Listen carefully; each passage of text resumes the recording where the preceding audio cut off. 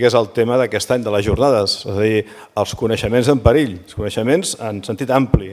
Els que portem molts anys en la docència sabem que els nostres alumnes de barris, això que passava abans, que teníem alumnes de pares, diguéssim, sense gaires estudis i amb dificultats, etc., i en canvi els fills han anat pujant, diguéssim, a nivell de coneixements i de tipologia de feines.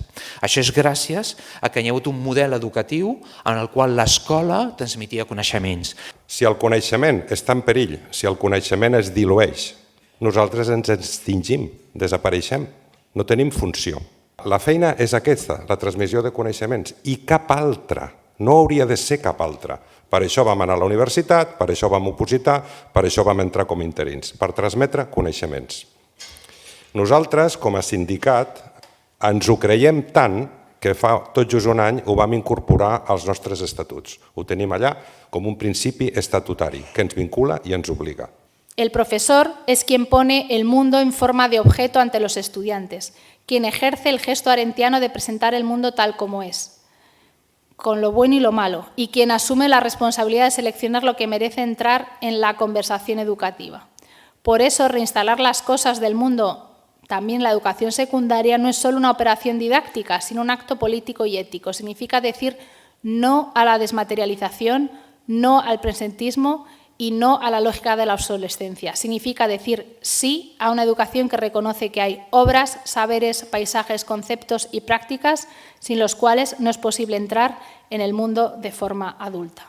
Reinstalar las cosas es, en suma, devolver a la escuela su razón de ser, un lugar donde los jóvenes puedan encontrarse con aquello que no sabían que necesitaban, que les son ofrecidas, presentadas e interpretadas por el profesor, sin las cuales su experiencia del mundo sería más pobre, más estrecha y más frágil. Te comentaba que te quiero dar las gracias por esta declaración de amor que has hecho frente a la educación, magnífica, en contra del desamor que muestra ciertas corrientes de pedagogismo competencial o esa indiferencia, ¿no?, frente a los conocimientos que son tan valiosos como nos acabas de exponer. Muchísimas gracias. Un aplauso para... Clar, per què l'hem fet venir aquí? Home, doncs perquè el tema de la transmissió de coneixements, ell el coneix molt bé a través de la seva feina com a periodista.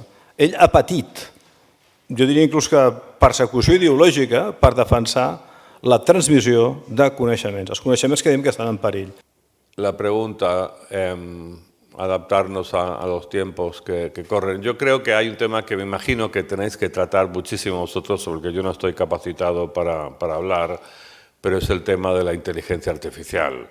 O sea, esto es tremendo, David, y yo no sé cómo se va a adaptar el sistema de enseñanza aquí y en todos lados en consideración de la revolución que esto va a representar. Y lo que me preocupa es que cuanto más terreno gane la inteligencia artificial, menos conocimientos va a tener la gente y más el impacto político, más para beneficio de los populistas, de los dictadores y en detrimento de la democracia.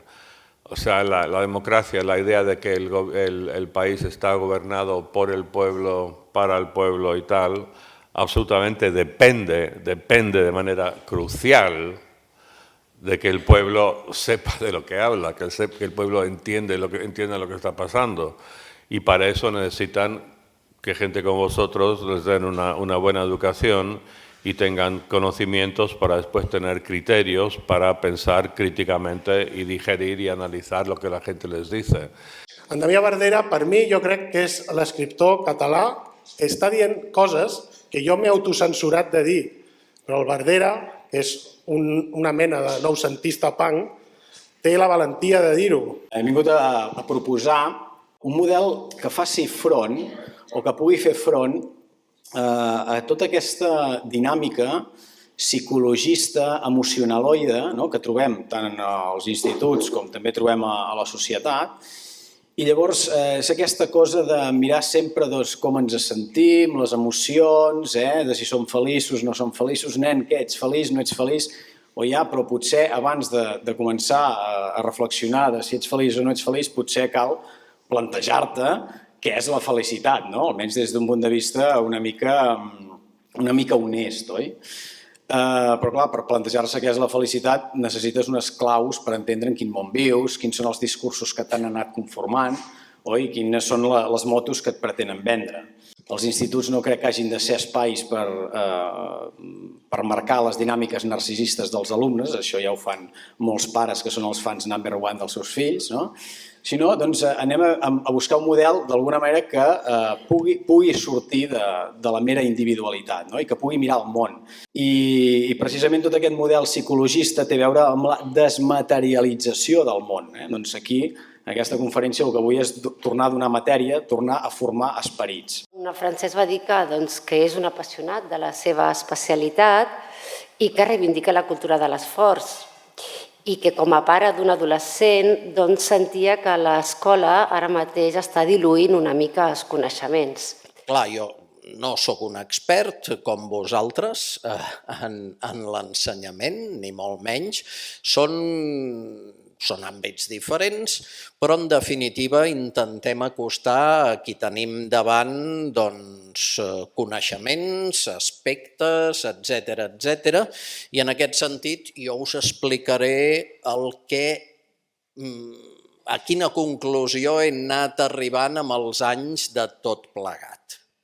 Jo crec que és molt important intentar fer entendre a les alumnes, als alumnes, aquesta visió de conjunt, aquesta visió de 50.000 aspectes pràctics del dia a dia, sí, de la natura també, però del que tenim a casa, del que tenim en forma de mobilitat diària, del que tenim en forma d'energia, del que tenim en forma d'alimentació, dels fluxos d'alimentació o d'aliments, més ben dit, que es mouen pel planeta, etc.